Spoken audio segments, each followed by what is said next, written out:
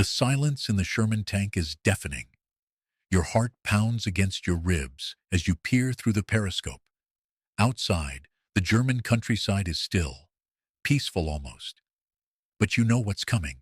You've heard the whispers, seen the wreckage of other Sherman crews who encountered it, the Tiger. In 1943, German armored divisions introduced a weapon that would strike terror into the hearts of Allied tank crews across Europe. The Tiger weighs 60 tons of steel, armor, and firepower. Its 88mm gun could penetrate a Sherman's frontal armor from over 2,000 meters away. A Sherman's 75mm gun. It couldn't even scratch the Tiger's front at point-blank range. The statistics were brutal.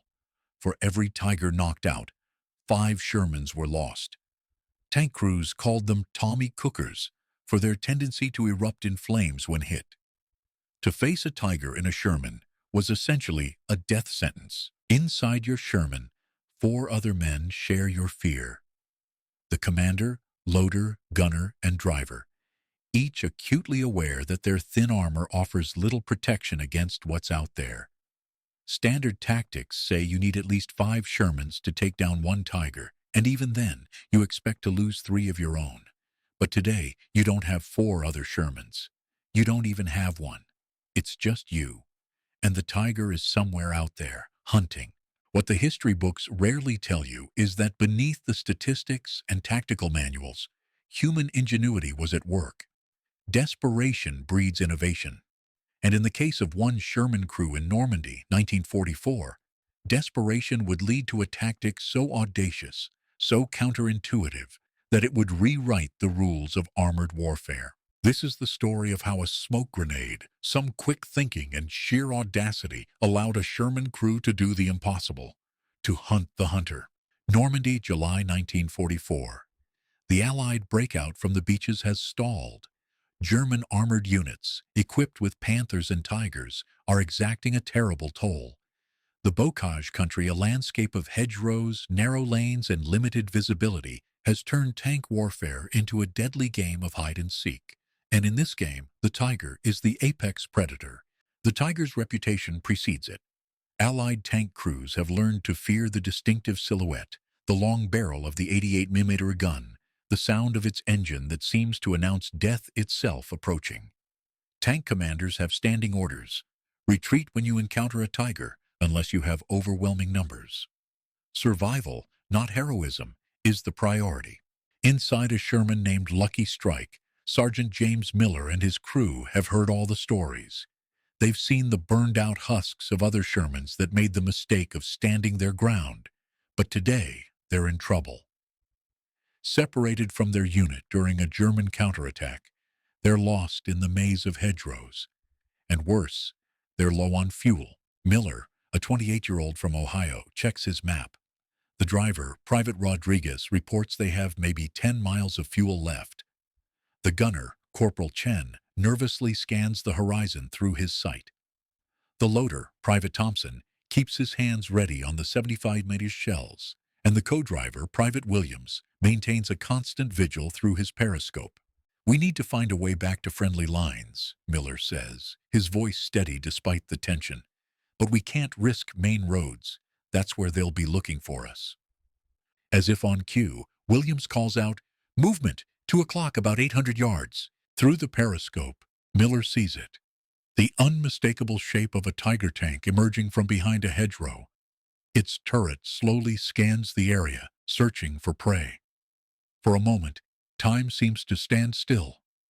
5 men in a Sherman tank, facing the most feared armored vehicle of the war. Alone, the Tiger's 88mm gun fires. The round screams past their position, impacting harmlessly in a field beyond. But the message is clear. They've been spotted. "We're dead," Rodriguez mutters, his hands gripping the steering controls. "Not yet," Miller says, his mind racing. Standard procedure would be to retreat, to use the Sherman's superior mobility to escape. But with limited fuel and open terrain all around, escape seems unlikely. Then Miller notices something. The Tiger is advancing cautiously, its commander exposed in the turret, using binoculars to scan ahead. It's hunting methodically, expecting its prey to flee. Miller's eyes fall on the smoke grenades mounted on the hull of their Sherman, standard issue, designed to create cover for retreat. But Miller has an idea. A crazy, desperate idea. "Chen," Miller says, "load a smoke round, but don't fire it yet." "Sir?" Chen responds, confused. "Trust me," Miller says. "Williams, keep watching that Tiger. Tell me exactly what it's doing." The Tiger continues its advance, now about 600 yards away. Its machine gun fires a short burst, testing the range. Inside the Sherman, the crew can hear the rounds impacting the hedgerow beside them. "It's coming straight for us," Williams reports, slow and steady. "Here's what we're going to do," Miller says quickly. "When I give the word, Chen, you fire that smoke round directly at the Tiger. Not in front of us, not behind us, but right at it." "Sir, that won't hurt it," Chen points out. "I know," Miller replies, "but it'll blind them. Rodriguez, as soon as the smoke hits, you back us up behind this hedgerow. Thompson, be ready with a regular round. Williams, keep your eyes peeled." The crew exchanges nervous glances. It's not standard procedure. It's not in any manual, but it's better than sitting there waiting to die.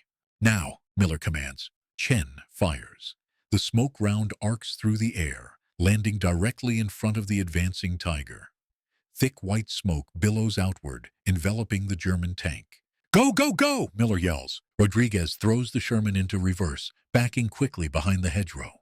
The engine strains, metal groaning as the tank scrapes against the thick vegetation. Inside the smoke cloud, the Tiger crew is suddenly blind. The commander ducks back into the turret, trying to see through his periscopes. The driver slows, uncertain of the terrain ahead. For a moment, the hunter becomes the hunted. Inside the Sherman, the crew waits, breathing heavily. They can hear the Tiger's engine, but can't see the tank itself. "What now?" Thompson whispers. "We wait," Miller says. "They'll either back out of the smoke or push through. Either way, we get one shot." Minutes pass. Then, the Tiger begins to emerge from the smoke cloud, but it's turned sideways, its vulnerable side armor exposed. The commander, thinking the Sherman has fled, is looking in the wrong direction. "Now," Miller commands. Thompson loads a regular armor-piercing round. Chen aims carefully. The 75mm gun fires. The round strikes the Tiger's side armor, penetrating with a shower of sparks. Inside the Tiger, chaos erupts. The round has penetrated the crew compartment, killing the driver and wounding others. The tank lurches to a halt, smoke pouring from its hatches. Inside the Sherman, disbelief gives way to elation. "We got it," Williams shouts. "Reload," Miller commands, his voice still steady. "We're not done yet." Chen fires again. This time, the round strikes the Tiger's turret, jamming it. The German tank is now completely disabled, a burning wreck in the middle of the field. For a moment, the Sherman crew sits in silence, the reality of what they've accomplished sinking in. They've done the impossible. They've taken down a Tiger with a single Sherman. "Let's get out of here," Miller finally says, "before they send another one." Rodriguez maneuvers the Sherman back onto the road, and they drive away, leaving the burning Tiger behind them. What Miller and his crew discovered that day was something that military planners had overlooked. Smoke wasn't just for concealment or retreat. It could be used offensively, as a weapon in its own right.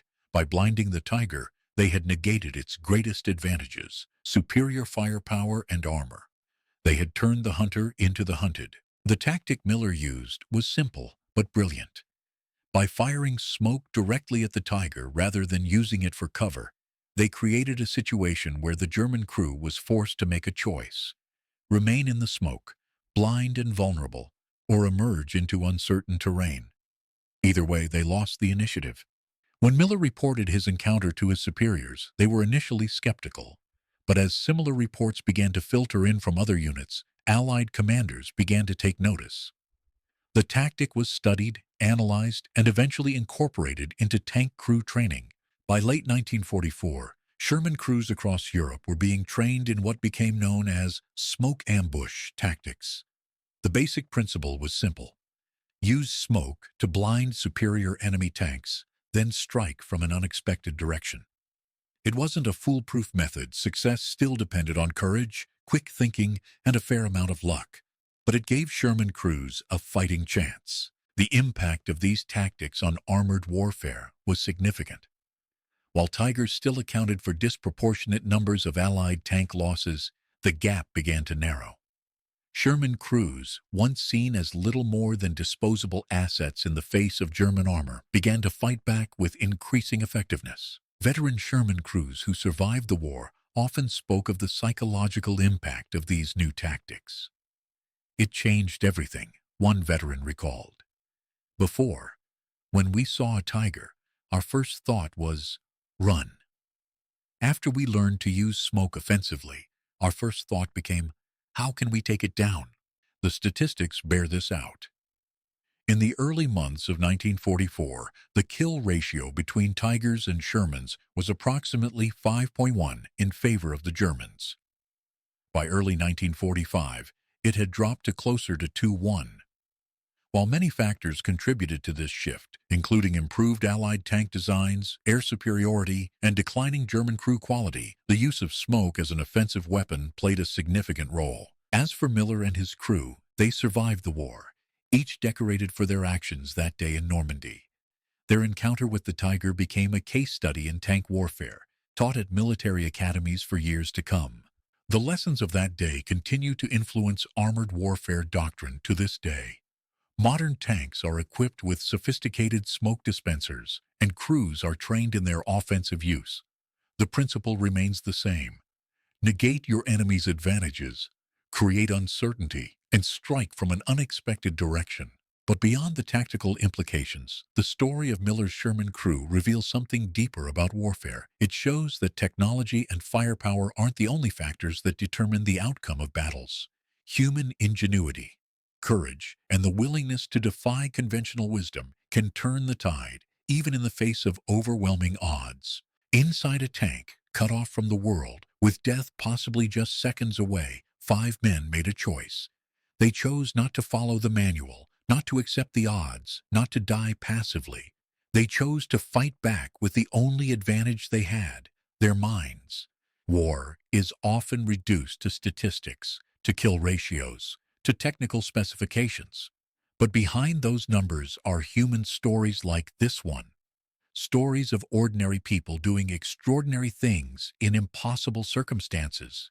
Stories that remind us that even in the midst of humanity's darkest moments, there's room for ingenuity, courage, and hope. The next time you see a documentary or read a book about World War II tanks, remember the story of Miller's Sherman crew. Remember that sometimes the most effective weapon isn't the biggest gun or the thickest armor, but the human mind when pushed to its limits. This Sherman stands silent now, a relic of a time when the world was at war. But if you look closely, if you listen closely, you might still hear the echoes of 5 men who refused to accept defeat, who turned smoke into a weapon, and who proved that even the mightiest tank has a vulnerability. History is full of such stories, waiting to be discovered, waiting to be told. Stories that challenge our assumptions, that reveal the complexity of human experience, and that remind us of the capacity for innovation and courage in the face of overwhelming odds. All we have to do is look and listen.